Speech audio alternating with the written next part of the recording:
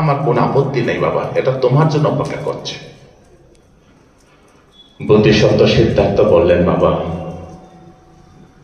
সে ফকিরের যা অবস্থা রাজারও তো তাই অবস্থা, গরিবের যা অবস্থা ধনীরও তো তাই অবস্থা। সবাই কিন্তু জরা ব্যাধি মৃত্যু আবাহন করছে।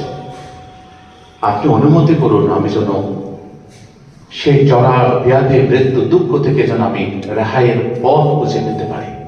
আপনি আমাকে আশীর্বাদ করুন।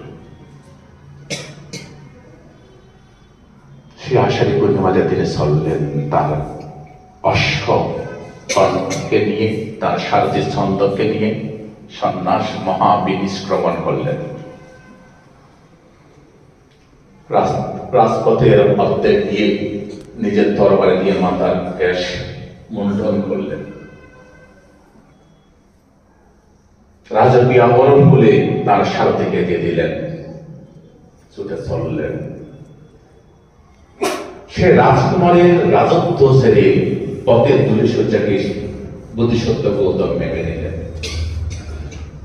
29 বছর থেকে 35 প্রায় 6 বৎসর কপিলাবস্তু থেকে বুদ্ধগয়ামে সে